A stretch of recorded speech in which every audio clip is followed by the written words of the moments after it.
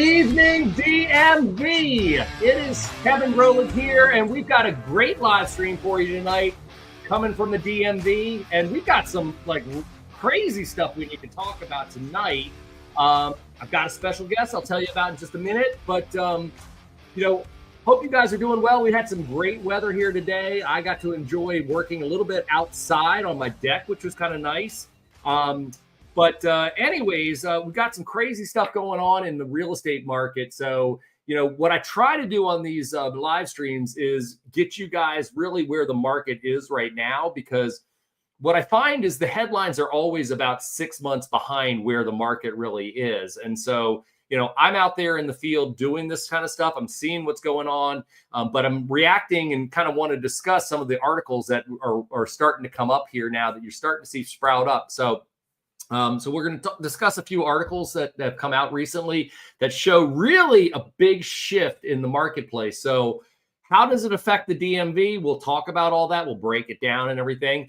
And I've got a special guest with me tonight, Rocky Bowers. Rocky works as a colleague of mine at Compass. He runs a really big and successful real estate team. Last year, Rocky's team sold over 200 homes, and they're on pace this year to do pretty much the same. So with all that being said, let's bring in my guest, Rocky Bowers. Hey, Kevin. Thanks for having me. Absolutely. Well, I appreciate it, man. Single-handedly selling 200 homes. I'm surprised you have the time to do this, but I do appreciate you joining in. Absolutely. It's a pleasure. And it's not single-handedly, right? No. I wasn't going to tell anybody that.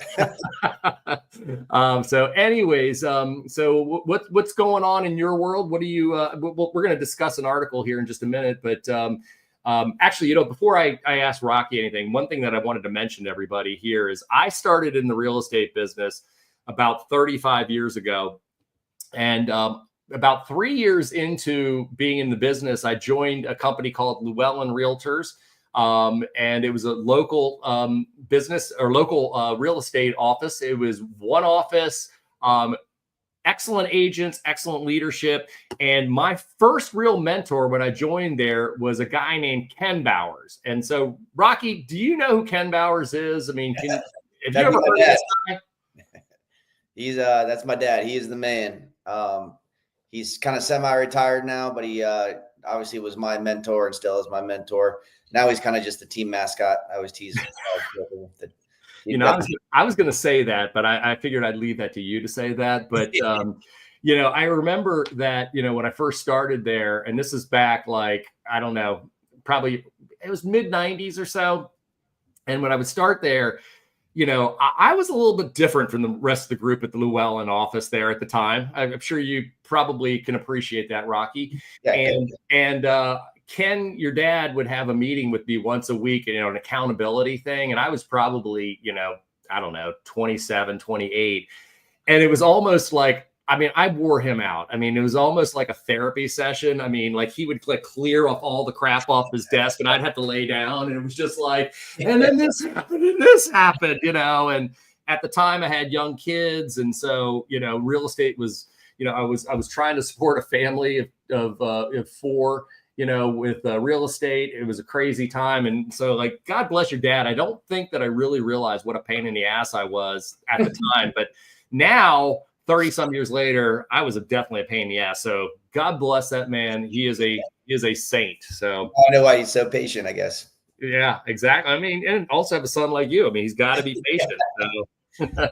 But anyways, hey, so, I've been kind of combing through articles recently and kind of keeping up on what's going on in the market. And, I'm sure much as you are, hyper focused on, our market here in the DMV, Montgomery County, maybe DC, what have you. But, we're definitely seeing some changes out there. But there was an article that just came out a day or two ago, and I think we're going to go ahead and pull that up here from Politico. And it talks about home sales fall to lowest level since the financial crisis. And really, we're not going to go through and read this whole thing, but when we scroll down, what we can kind of see is it talks about that home sales in March of 2025. Now we're talking nationally. We're not talking about the DMV. We're talking nationally. Home sales nationally in March were at the lowest March amount since 2009, which not the lowest amount of sales ever since 2009 during any given month, but the lowest March sales since March of 2009, which I think is something certainly notable. And part of what it talks about, and you know what, let's see if I can expand that a little bit here. Yeah, so it talks about, basically a note. Wait, let's see. You know what? It's so small I can't even read it, but I did read it earlier. So we're just going to, it just basically talks about how we're starting to see inventory growing pretty much throughout the majority of the country. And we're starting to see buyers pulling back some, because, for a whole host of reasons. And so, let's just kind of open it up. Like, what are you seeing going on in the marketplace? And of course, within the DMV, but also, you and I, we work with Compass, we are a national company. And so I'm sure just like me, you talk to other agents throughout the country. What are you seeing going on here? I mean, does that surprise you to hear that the March sales were the lowest they've been since 2009? Yeah, no, it doesn't at all. We were in our team meeting yesterday. We do a team meeting every Monday, but yesterday when we were talking, I always like to go around the room and just ask everybody what they're seeing. And everyone's seeing the same thing. I mean, we're seeing, price cuts are coming back. We're seeing buyers. We're still getting a lot of showings is what I've noticed. Like we'll still get 20 showings on a house, for example, which used to mean that you'd have 5 offers. Like you just knew they had that hot listing.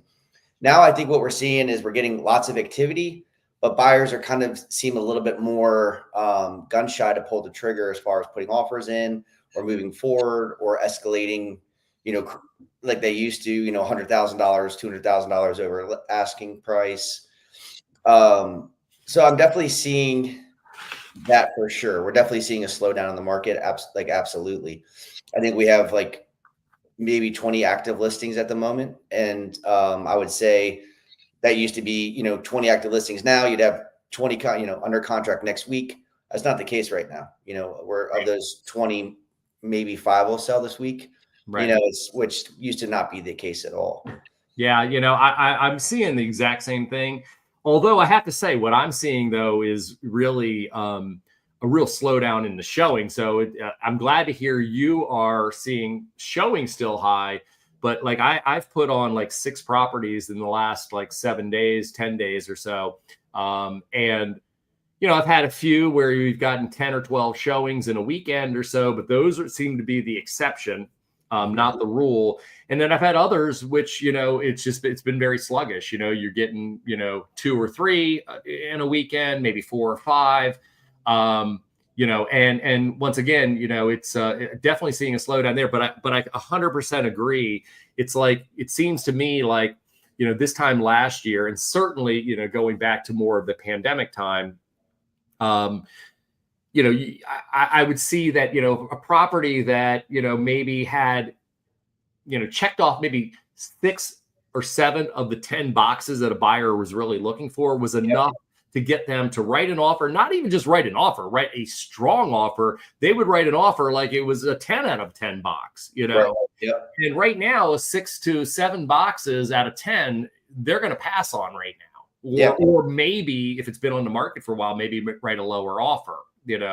But they're not going to go in near, they might shy away from it, but if they move towards it, it's probably going to be much less aggressive than we would have seen, a year ago.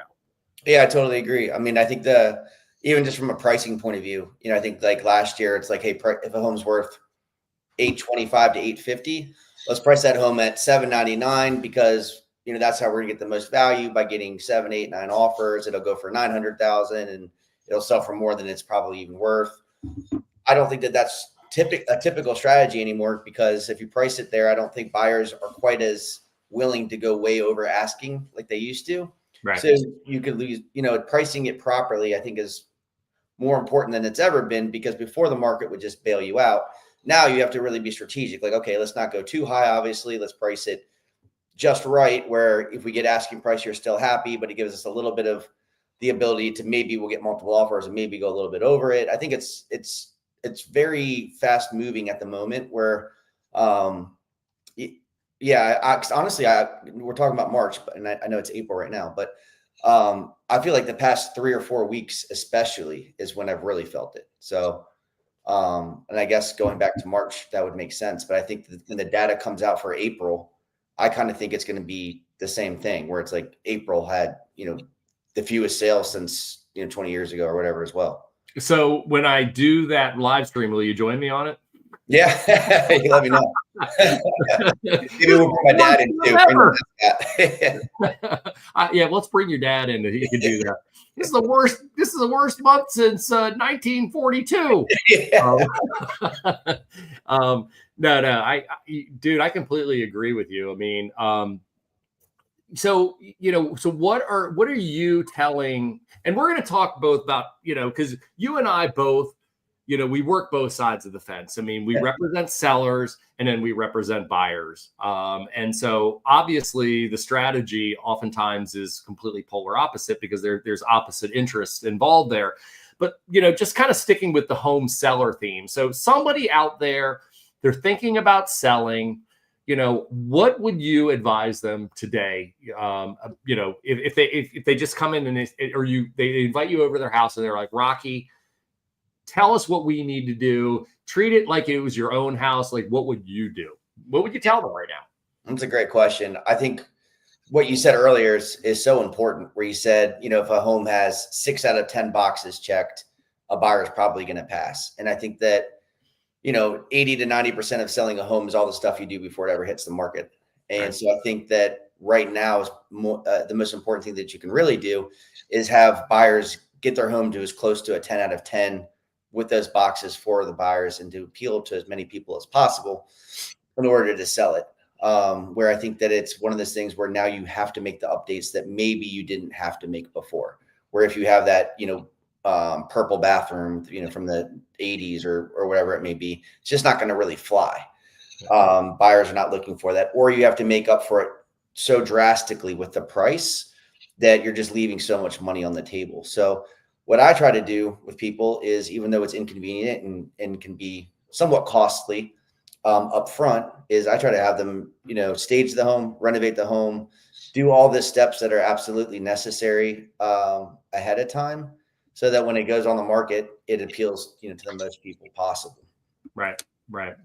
Yeah. I mean, right now, I mean, let's be honest. I mean, for the better part of the last 4.5 years, I mean, there's been a ton of margin for error that sellers have. You just basically like freaking just throw it out there in the water with just about any bait or, and fish are just jumping all over it. It's not the same anymore. There's fewer fish in the pond and there's more fishermen out there right now. I mean, when I say fishermen, what I'm talking about is really there's more sellers out there right now than there were before, and there's fewer buyers out there. So you really do need to, you got to compete today. I mean, you just really didn't need to compete very much. This is, to me, I actually kind of get excited by this market because it's really starting to balance out. I don't think neither side has total control right now. I mean, it's been sellers for basically the last 5 years. I mean, and heck, it was even really more a sellers controlled market even before the pandemic. It was definitely moving that way.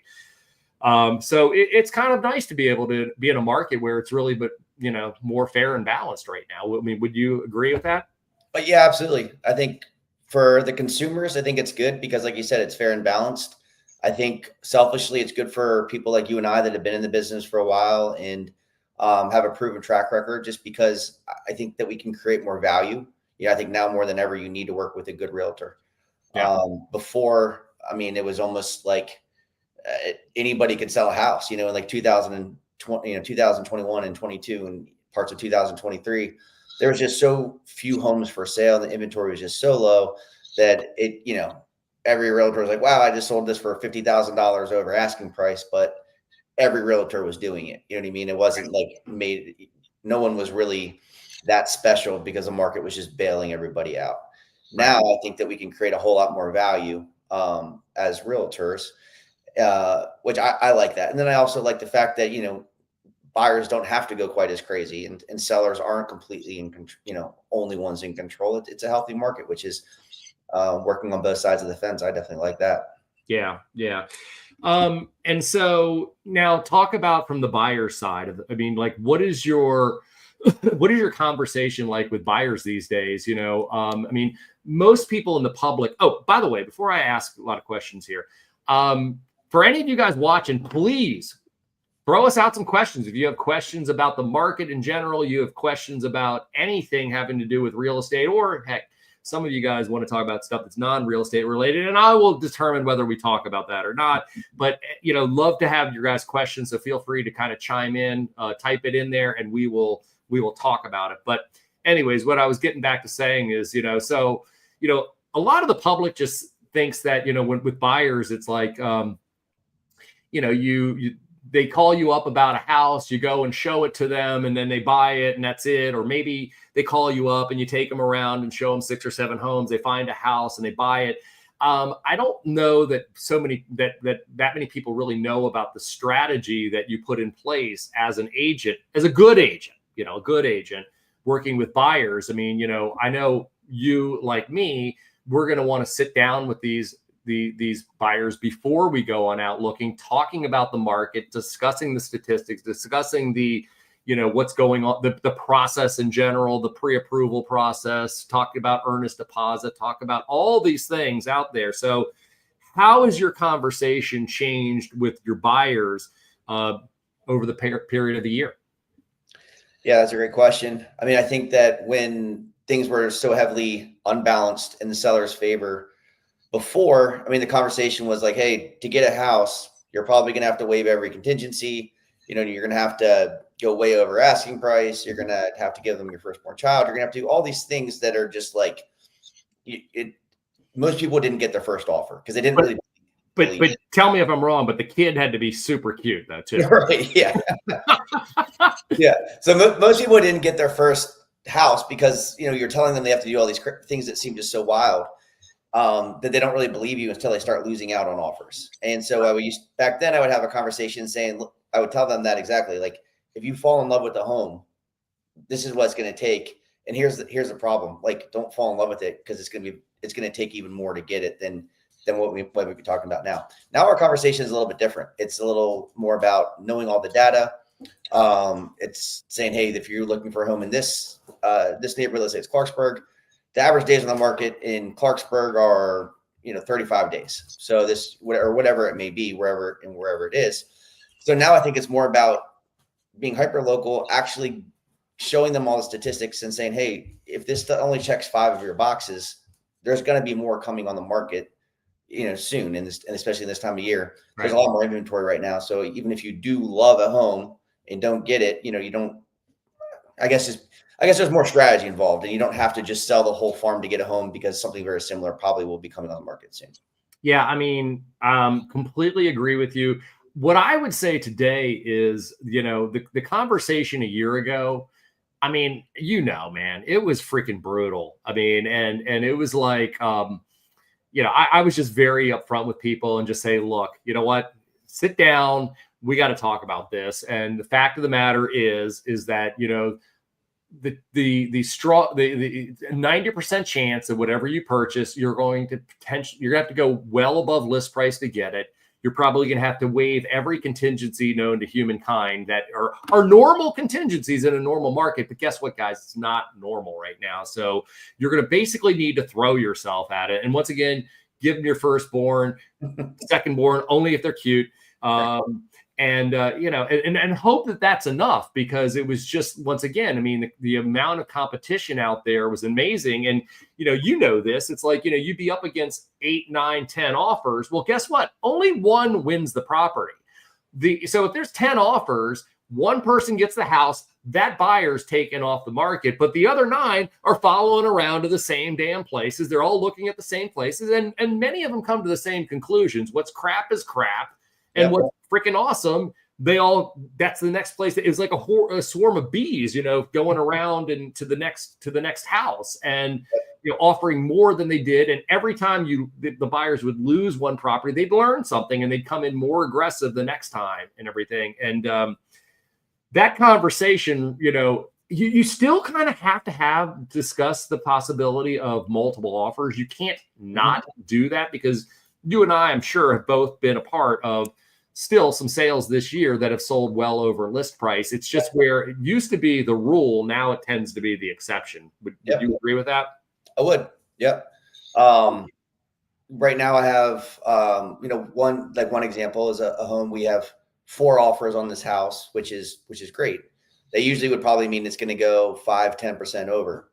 In this scenario, we have 4 offers and it's still, it's a little over asking price, but not much. And so I think that's an example that I'm definitely seeing, that even if you do get multiple offers, people aren't just selling the farm like they used to. Yeah. No, 100% agree. So we got a question here. So Ashley asks, what renovations create the most value?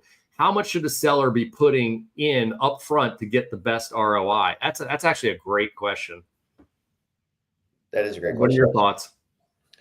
I think that kitchens and bathrooms are definitely going to be 2 that you get the biggest return for. Along with just I think there's a cost of doing business that you kind of just have to do. And then I think there's renovations. I think cost of doing business is flooring and paint. I think that just kind of almost always needs to be done, unless you're just selling it as is, or it's a unique scenario. But in general, that pretty much always needs to happen. And then you can have the discussion of, if they have the time to do a kitchen or to do a bathroom, to do other renovations, those would definitely be the 2 biggest. Yeah. I think they get the ROI. So I would say a lot of this, Ashley, depends upon price point. Obviously, with higher price points, and when you start moving more towards the luxury market, there's greater expectations of what you're going to get. And also you have a greater springboard that you can, maybe invest $50,000 and turn it potentially into $200,000 with the right property. When you start talking about more starter homes, for first-time home buyers, I think that's where you have to be a little bit more cautious, because it doesn't have the same amount of room to springboard there. Also, when you start talking, a lot in the Montgomery County area, especially where I do a decent amount of my business, I'll call it what it is. A lot of it's cookie cutter. It's homes that were built in the, early 2000s, late 1990s or so, where they're kind of cookie cutter homes. And, you've got maybe a townhouse and you've got 6 others that have sold in the last 6 months, and they've all, maybe the low sold at 550 and the high sold at 585 or something, and then everything falls in the middle. I mean, there's only so much room you can navigate there. Whereas when you're talking about a property that's more, luxury, that is more one of a kind, it gives you greater room to improvise and to it's more of an art than it is just, data and everything. So, but I would agree, nothing turns on buyers like a kitchen.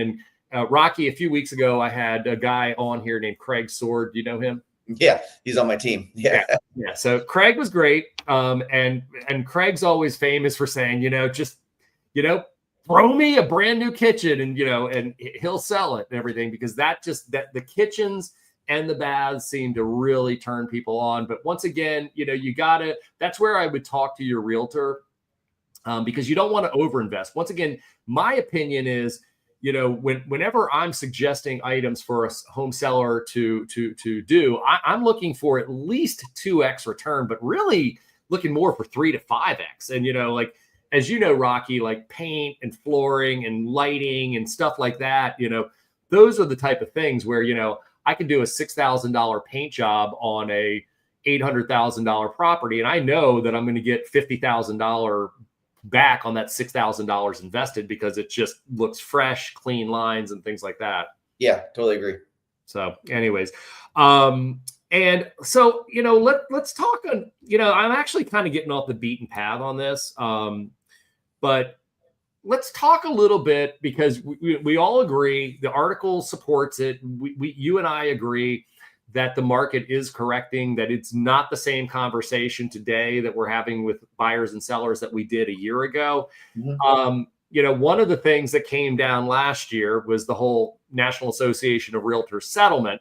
Mm-hmm. We had a whole bunch of rule changes that took place in August of last year, which no longer required that the seller, offer compensation to the buyer's broker. They could offer compensation, and I still see that most of them still do, but no longer is it a given. No longer should it necessarily be expected. So, with all that being said, and with the market that's correcting, what is your conversation like with home sellers about compensation? And then we'll turn the page and talk a little bit about what your conversation is with home buyers. Yeah, sure. So, I mean, typically when we're talking to sellers, I just let them know that, this is what I work for. This is, my commission amount. And as I usually say, I suggest that you offer the same to a buyer's agent. But it's just like any other term. It's like price. It's like closing costs. It's completely negotiable. I kind of prepare them ahead of time that they're probably going to get asked for it. Usually it's going to be 2.5%. That's typically what it seems like we see around here. And I just prepare them for that. And if they ask why they would do that, I let them know that if they're not doing that, that's another big expense that the buyer is going to have to pay. And if they're interested in your house or interested in another house, but they don't have to pay a big expense and a whole lot of extra cash to buy your house, then it could put them in a disadvantage. And so just like spending money to do a kitchen or a bath to entice people, offering compensation to the buyer's agents, another way to, market and sell the house. And that's kind of roughly how we, talk to sellers about it. If they have more questions about it, then we go deeper, but I don't typically get a lot of pushback. So, what I hear a lot, and to be quite honest with you, I'm starting to get more, your conversation is similar to mine. And what I say to like home sellers is, look, this is not something you have to offer. I mean, I have to make that very clear. I can't just go in there and say, look, this is what my fee is, and then this is what you're going to offer the buyer broker the same fee, which is kind of, let's be honest, that's kind of what the conversation's been like as long as I've been in the business, and probably well before that. At least that's the way your dad taught me. Now, but in all seriousness, I mean, now the conversation is, this is what my fee is. Now let's talk about the other side. You no longer are obligated. And so a lot of times I'll have home sellers who ask me, well, what would you do? And I say, well, you know what, here's the thing.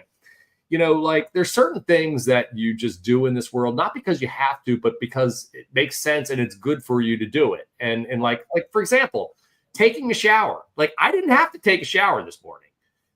Could have gone to the gym, gotten all sweaty and put on a freaking suit, or just come in my gym clothes and met with you today. But I really felt it was like in my best interest, and probably yours, that I take a shower.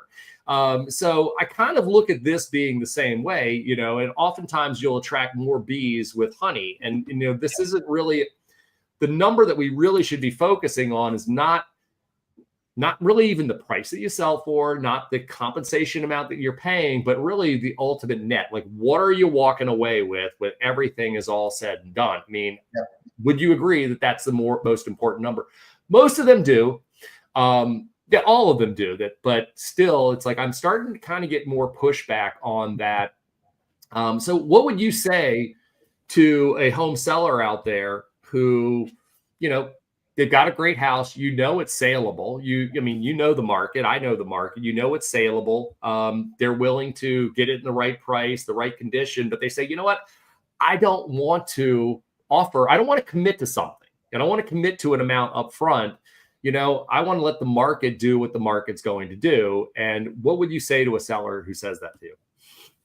I mean, I would tell them that's totally fine. I was like, look, if you have $1 million home and somebody comes in here and offers you $800,000 for a home that you're asking $1 million for, absolutely, you should negotiate with them. If somebody comes in here and offers you 1.3 for a home you're asking $1 million for, you probably would pay them 5%. And so it's exactly like you're saying. It's all going to be part of the offer. It's all going to be part of. It's just like anything else. So I don't get them to necessarily commit to what they're going to be offering. And when people ask me, hey, is your seller offering compensation? I said, yes, they are. Just write it in, like any other term. But I set their expectations and I let them know, absolutely. If you think that it's something that you want to negotiate or counter, do it. And most of the time it doesn't. I haven't really seen it happen that often. I do tell them that, hey, look, if you right now we want to make your house as easy to sell as possible. We want as few obstacles in the way of selling your home. And that's why it goes back to like renovating kitchens, renovating bathrooms, doing the floor and carpet. Same reason that you're doing that is to attract as many buyers as possible. And this is just one other way that you're going to be attracting as many buyers and buyers agents, because over 90% of homes sell with a buyer's agent. So it's going to be one of those things that you just don't want to be in the way. And it could be a very big obstacle. And sometimes I guess there could be some pushback up front, but typically when I see it in a good offer, like written into an offer that's an acceptable offer, that's when I don't typically see it get countered. I 100% agree with you. And, what I think that, once again, I've had some sellers this year who say, you know what, I want to offer something less than 2.5%, or I don't want to commit to it, but I'm open to it. Yeah. Hey, I'm going to take those listings right now, but I will prepare them that, expect that this is the compensation amount that you're offering to the buyer agent is probably, it's going to come up. Yeah. Expect that they might be negotiated. Maybe they won't, maybe they will. But, it's funny because I think there's a huge misconception from home sellers. And by the way, we got a question here in just a minute, but I'm going to finish this point. I think there's a huge misconception from home sellers. Like what I hear is, well, why, I don't want to pay the buyer's agent and everything, blah, blah, blah, blah, blah. And I think that what they don't really understand is that if they're not going to pay the buyer's agent, then that falls on the buyer, which at first they're kind of like, well, let it fall on the buyer. I mean, they should go ahead and pay it. And I get that. I mean, I understand that at surface level, it's kind of like going to court. You don't expect that you're going to court and you're going to pay for your attorney and the other side's attorney. I mean, I kind of get that. At the same time too, like if you've got let's just say an $800,000 property, and, I don't think what a lot of sellers understand is that there's a buyer agency, buyer brokerage agreement between the buyer and the buyer's agent, where the buyer is agreeing to pay the buyer's broker X%. Let's say it's 2.5% or so of the sales price. I don't think they quite understand that if they can't collect that from the seller, that the buyer's got to pay that. And ultimately, if there's another property in town right across the street where the seller's willing to pay that, I mean, it basically takes that $800,000 house and really makes it now 2.5% above that, whatever that is. I think it's 20,000. So it really takes that $800,000 house, and with the buyer, it turns it into 820. Yep. I don't think they really understand that, and that's one of the things that I kind of have to share with them is understand we can do this, but ultimately, your house, which, we probably already have priced to the limit right now, you've turned your 800,000 to 820. At least that's how the buyer's going to see it, and in a market like this, I'm telling people, once again, you don't have the same fluff, you don't have the same play, you don't have the same wiggle room. And I probably wouldn't be too cute with a lot of this stuff here right now. So, Yep. Okay. Actually, you know what? I'm going to ask a question here. So Kelsey here has a question, says, what do you think is contributing to this change in prices? And do you expect this to continue? It's a great question.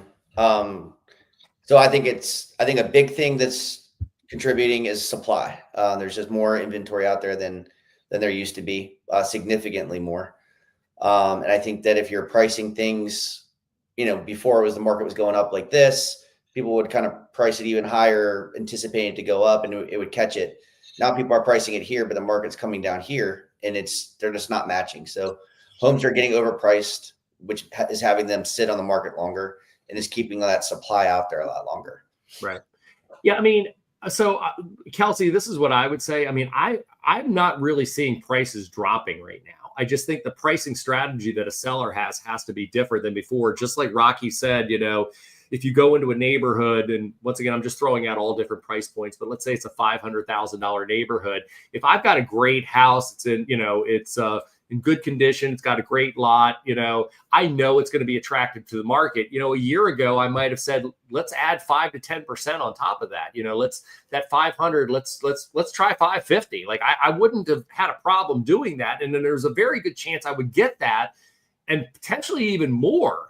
And so, just putting it out ahead of things and being kind of that trendsetter there today, if I'm going into a $500,000 neighborhood or whatever the price is, I'm probably pricing it right there where the recent comparable sales have occurred, especially if it's a nice property. If it's one that needs work to it, we might be discounting it 5% or 7% or 10% or something like that. So to me, when it comes to pricing right now, it's like, see where the market is, where the waves are breaking. And if you want your toes getting wet, you got to put your freaking beach blanket or your thing right there, where the tide's coming in. But if you pull it back too far, this is a market where you're going to be sitting for a while. And to Rocky's point, probably doing price reductions and, days on market matter, Mm-hmm. Yeah, I think 34% of homes like across the country had a price cut this year that were listed. So I don't disagree that prices aren't drastically coming down, but I think that they're going to start to come down a little bit. I agree. I mean, what I saw, what's interesting is, like what I've been noticing over the last few years, especially since like 2022, when the rate started going up, is like we would have very strong first and second quarters where the values would just jump up. It was almost like a balloon. It would go, and then, third, fourth quarter would come back down. Some wouldn't come down as low as it started the year, but it would, so maybe you'd get this artificial 10% burst, and then it would come down maybe another 5 or 6%, when you get into the thick of the summer and then the holiday period. And then the next year it'd be like, it was this year. We're not getting that. I mean, this year, like I say, you're fortunate if you get what the neighbors sold for, 6 months ago, 9 months ago. I mean, you're pretty freaking fortunate to get that. I'm not really seeing homes values coming down, but I'm not getting that burst that we were seeing for the last few years in the first and second quarter, which makes me believe that in the third and fourth quarter, we might start seeing things really starting to tumble. So my pro tip here is, if you're thinking about selling your home in the next year, honestly, I would be thinking about doing that sooner rather than later. If you've got a few years to go, hey, I don't want to scare anybody, but I think if you're thinking short term in the next year, I probably would do that sooner than later. Yeah, I agree. Okay, so we got another question here. Good question, Kelsey. I'm not really seeing prices coming down right now, but I do believe that we will probably start seeing that in the third and fourth quarter. All right. Aaron asks, Kevin definitely need to take a shower. Okay. So, I normally don't disclose this, but this is my wife who put this in, who we did work out together. So she did see me, and yes, I definitely do need to take a shower. Not because I have to, because it's the right thing to do for both me and my clients. But thank you for that. Chris asks, what breaks first, rates, prices, or buyer hesitation? Something has to give. What do you think it will be? That's a freaking great question. Rocky, I'm gonna let you take that one. That is a great question. I think personally, probably, I think rates will probably drop first, and with that, buyer hesitation. But then I think that'll shoot prices back up once rates go down, if they go down, and I think they will go down. Honestly, I think they should actually be lower than what they currently are, based on where the yield is. I mean, technically, they should be in like the low sixes right now. But there's a lot of mortgage-backed security. I mean, without getting into the weeds, but there's a lot of mortgage-backed securities that are currently being sold and a lot of them are held by foreign countries. And a lot of those foreign countries are releasing all these mortgage-backed securities out there, and that's keeping interest rates high.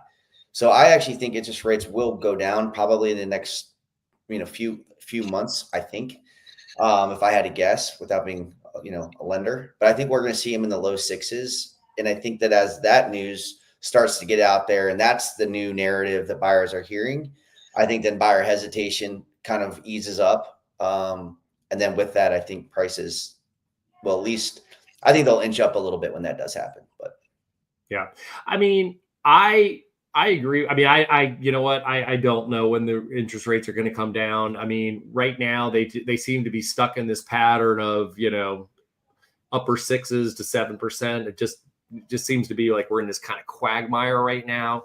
But, our CEO, Robert Refkin, I mean, he's said many, many times, if we can get below the 6% range for more than a day, because I think we may have been there for technically a day or two, and then sooner than that happens, you sneeze and it goes back up to 6.5 or 6.75. But I think if rates break below 6% and stay there, they don't need to be 3 or 4% like they were. But I think that if they get below 6% and stay there for a while, I think you're going to see a real turnaround in the market. I think there's people out there, and here's what's interesting.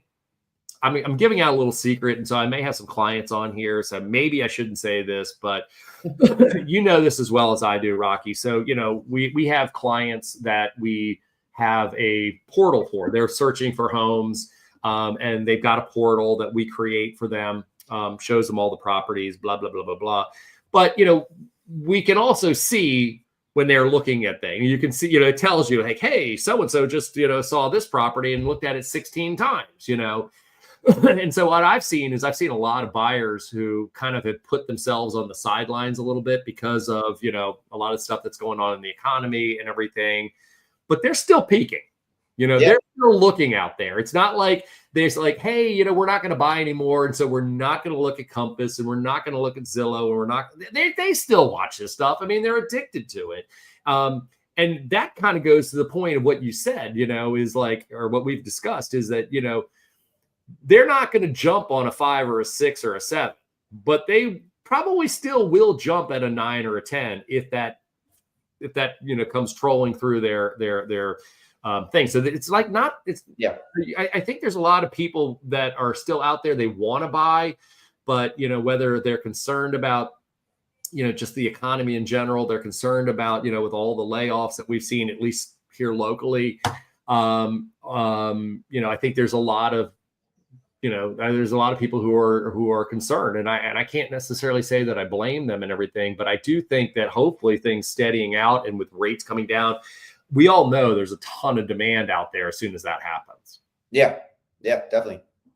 So anyways, and so let's see, we got another question here.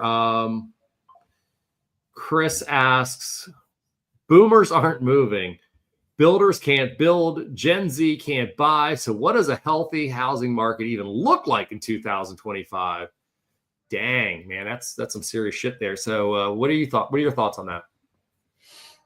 I mean, there's a lot there to unpack, but I guess overarching question is, what does a healthy housing market look like? And that's kind of what we talked about in the very beginning. Is I think we are kind of in a healthy housing market where sellers aren't in full control and neither are buyers. I don't think sellers are desperate in general. This is obviously very generic, but in general, sellers aren't desperate, and neither are buyers. And so to me, that is kind of as close to a healthy market as we've seen anyways in a while, where neither party is in complete control like it was, during, the height of the pandemic and everything. Yeah, actually, that's a great point that, because you and I both hear it all the time, is this a crash that's occurring, blah, blah, blah, blah, blah. And of course, my title and my thumbnail leading into this was very clicky, like, oh, the market's collapse and everything. I mean, I don't see a market collapse, especially here in the DMV. However, we definitely see a correction, and you're right. And the reason I say that is because you have an excellent point. I mean, I don't have any desperate sellers, not to say that I haven't and I won't get some later this year or whatever, but by and large, home sellers are sitting on a lot of equity. There's a lot of my clients who have paid off homes, so they're not desperate, but even if they don't have a paid off home, the majority of them have significant equity in the property. They've got fixed rates, not the adjustable rates that they had back, that they may have gotten in 2004, 2005. And then all of a sudden, as soon as it adjusted in 2007, 2008, they couldn't afford the house anymore. I mean, that's just a thing of the past. I mean, the people that I've helped purchase homes over the last 15 years, they're all fully documented home buyers. They're getting fixed rates, whether they be 15-year or 30-year. most of them, the majority of them have strong down payments and they're fully amortized. They used to be the interest only. There used to be negative AM, completely undocumented, no doc loans and things like that. So, there's just nobody really out there that, if tough times come, if there's a death, if there's a divorce, if there's a job loss, it's like, oh my God, I got to sell the house immediately. I mean, I'm just not seeing that where I saw that all the freaking time, back in 08, 09, 10, even before 08, probably 06 and 07 was when it really started occurring. So I don't see any real huge bust here. I just see really a market correction. Yeah. And it almost feels like instead of it just skyrocketing up, it's just plateauing almost level. If anything, we're talking, a small percentages of a correction. So I completely agree with you. Yeah. So, I want to kind of expound upon, Chris's question. So, it's interesting. So I'm always very quick to say, cause my kids or somebody will call me a boomer and, it's always, kind of like they're busting on me, and I'm very quick to say, look, guys, I'm Gen X. I'm not a boomer.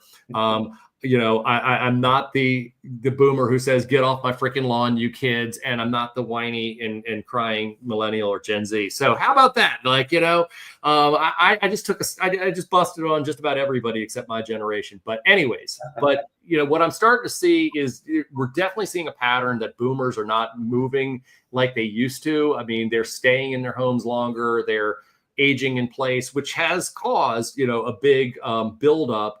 Or a big inventory problem that we've had. But, so definitely we're seeing that. And, you can't force somebody out of their house if they don't want to move, but yes, so there's definitely a trend. Whereas, a lot of people, by the time they got in their 60s or 70s, it was like, okay, we can't deal with this house anymore. Now through technology and all sorts of, enhancements and things like that, there's plenty of people that are staying longer, which is causing fewer properties to come on the market. But over time, everybody's going to kick the bucket at some point. So over time, these properties will be released. It's just going to be a little bit slower. To the Gen Z point, I mean, it's no doubt it's going to be tough for Gen Z because for all sorts of reasons, just because the inventory is low, obviously prices are high. So, and any thoughts about, are you working with any Gen Z buyers out there, and what are you kind of seeing out there?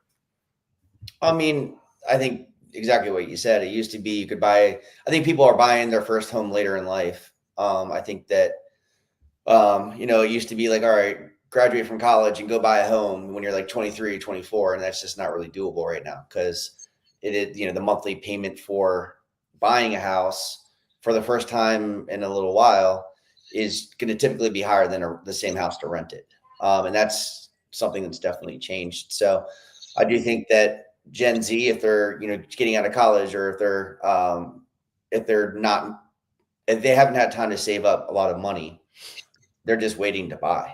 That's kind of what I'm seeing. Right. So Eric's a client of mine, and actually we just went to closing.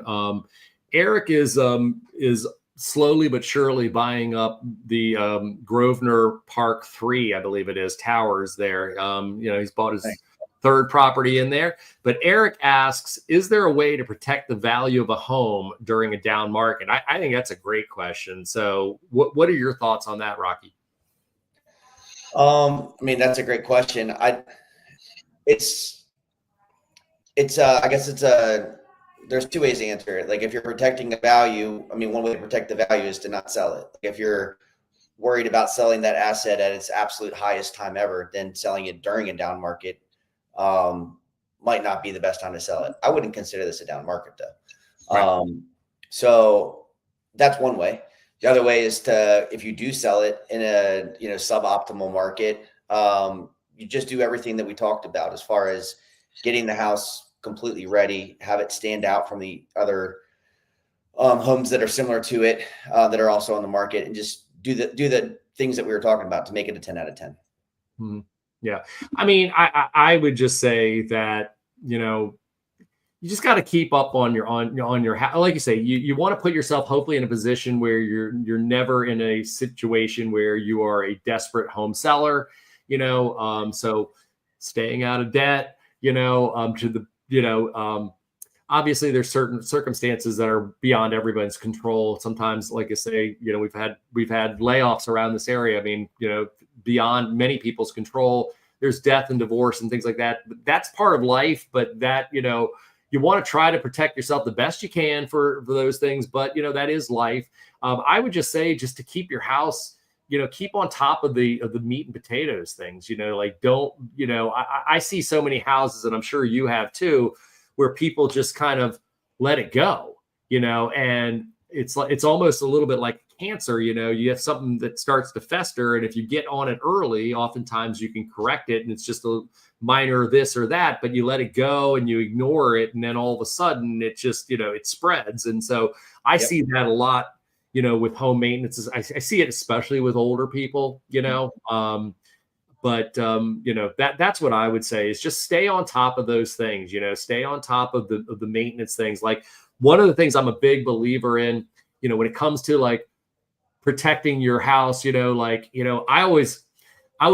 put so much crap in my Google Calendar as a reoccurring event, like replacing my furnace filter. I've got that in there every freaking 2 months. It tells me to replace my furnace filter, because I know it's out of sight, out of mind. I'm never going to freaking remember it. And I also have Amazon deliver 2 furnace filters every 2 months. So, it's a system that I put in place for that. I have it in my Google Calendar in November to have my gutters cleaned and things like that, so that, it doesn't get overrun, and then, the gutters fall down or it floods your house and stuff like that. So I would just say, get on a system with the maintenance stuff. It's just like your car. I mean, most of us, know to take your car in for oil change every 3,000 to 5,000 miles.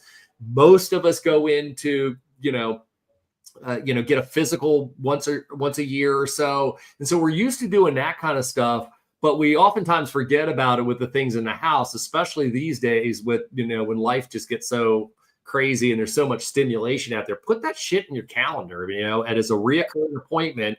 I have so many, I really do hope I live a much longer, healthier life, but I guarantee you, like, some of these things I put in for the next 100 years. And so it's going to keep showing up well after I'm gone and everything, like, Kevin, change your furnace filter. So I think that's a good tip. Also, I think you said Eric bought a bunch of rentals. I like to do that for rental properties I own too, is you can set up the same filters being delivered to your property. They're not expensive, but it is expensive if you have to replace the unit. So I think that any maintenance you can do for like your rental properties as well, that you're kind of doing for the people that are there. Make it easy.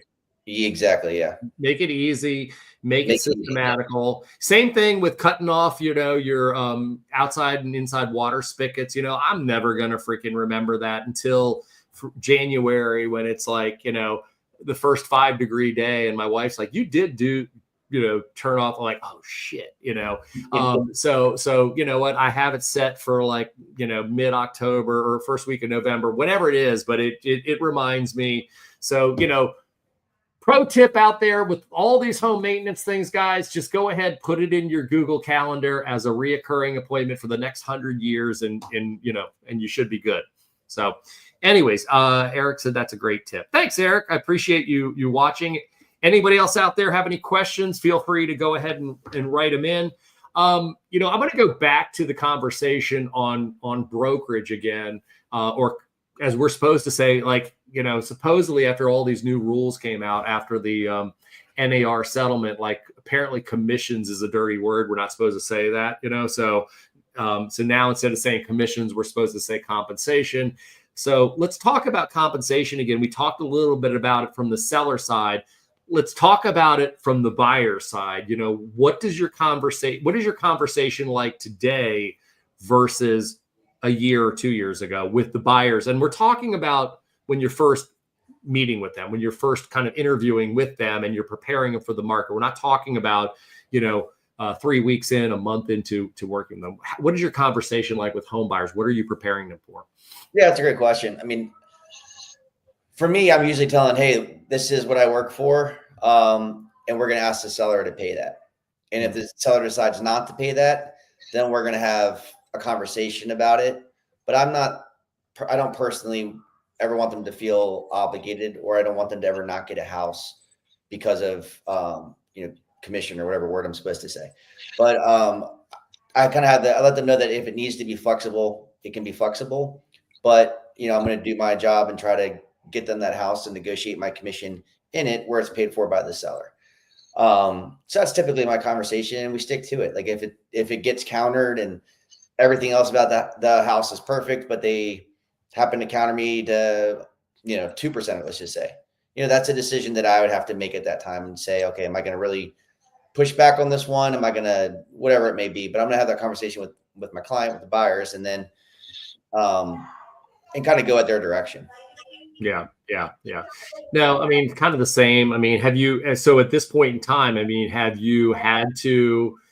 a buyer had to pay Compass, for compensation at this point yet? I mean, or have all of your transactions since August that where you're on the buyer side of the fence, have all of them been paid by the seller at this point, or have you had some where the buyers have actually contributed towards that? Yeah, for me, yes, it's all been paid for the seller, but there have been people on my team that for one reason or another, if the seller countered them to whatever it may be, that they then also were compensated by the buyer to make up for the difference. So, right.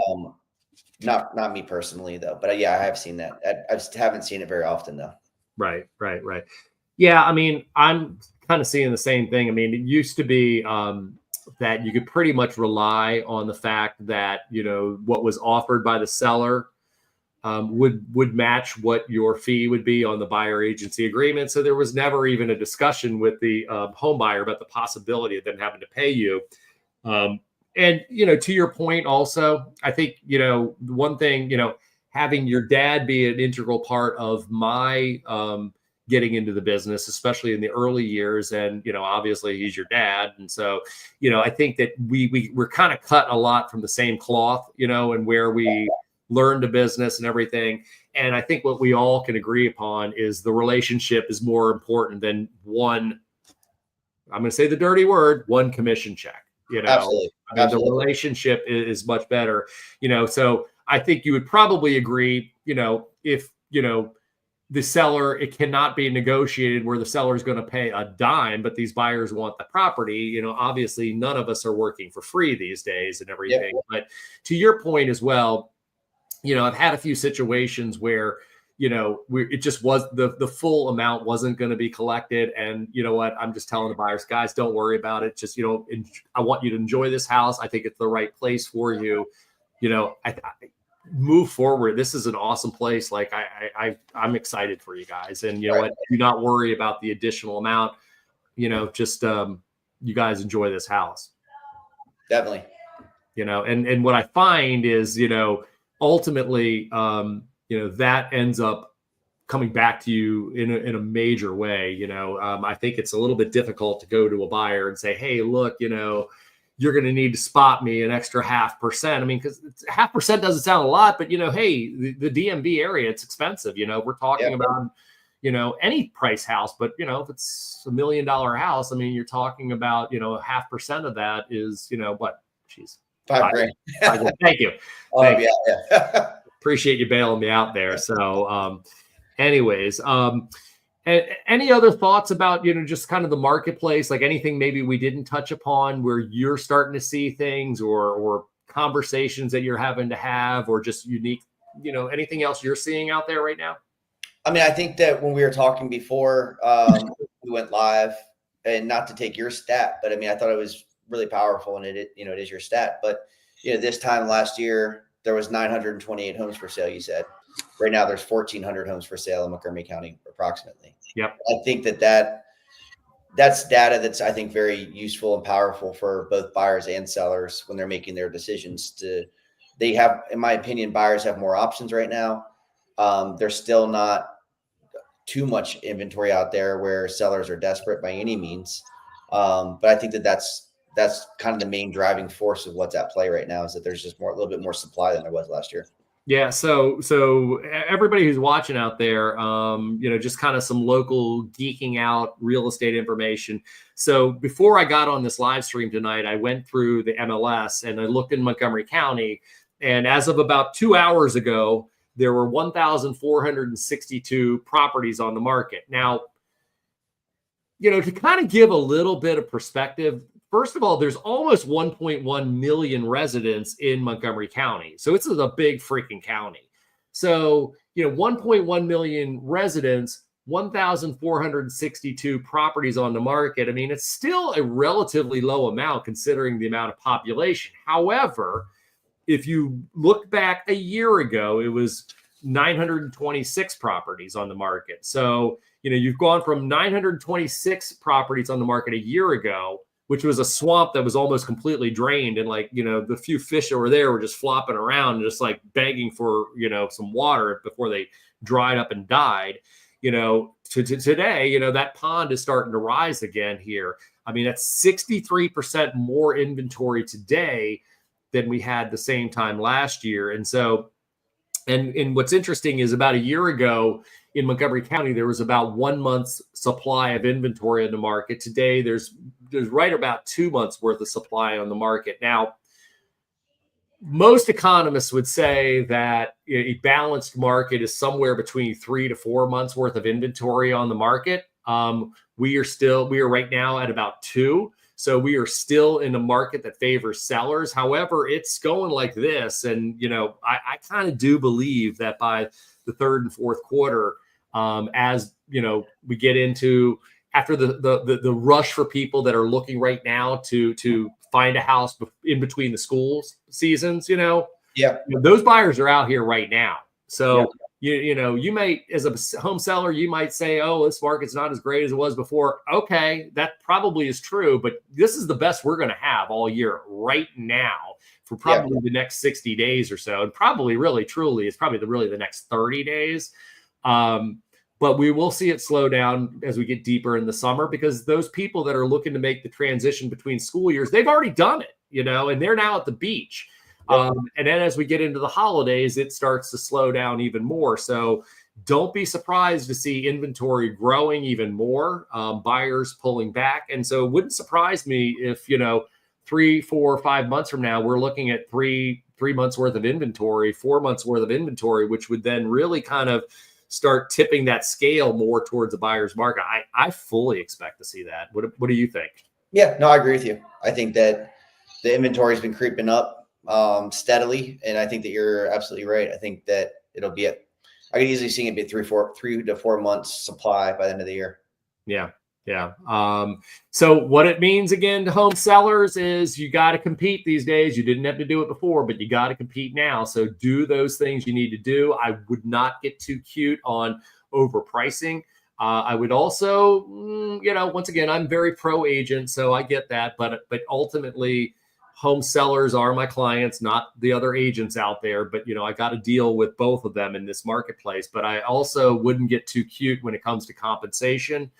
You don't want to give the buyer any reason not to want to buy your property. You want to make it as easy as possible. And like I say, I think a common misconception from sellers is they think, oh, well, the agent's just going to go ahead, and that other agent, the only thing they're doing is just showing them around. They're opening up doors for them. I mean, you've heard that before, right, Rocky? Right. Yeah. They're just like a glorified Uber driver. Well, some of them might be the bad agents out there, but the really good agents, work their ass off there. And there's a reason why they're, as good as they are, because they know the market. They bring real good value to their buyer, and they're worth every bit that their fee, the fee that they ask for. So I wouldn't make it difficult. A lot of people think that they're making it difficult on the agent. No, you're not really making it difficult on the agent. That agent's going to get paid. You're making it difficult on the buyer to not only have to pay your price, but then also have to, on top of it, besides their down payment, their closing costs and everything, now you're talking about having them pay their agent. Oftentimes that's the deal breaker, wouldn't you say? I completely agree. Yeah. So guys, home sellers, this is not the time to be cute. This is not the time to test the market. I would definitely say, listen to what your agent says when it comes to those type of things.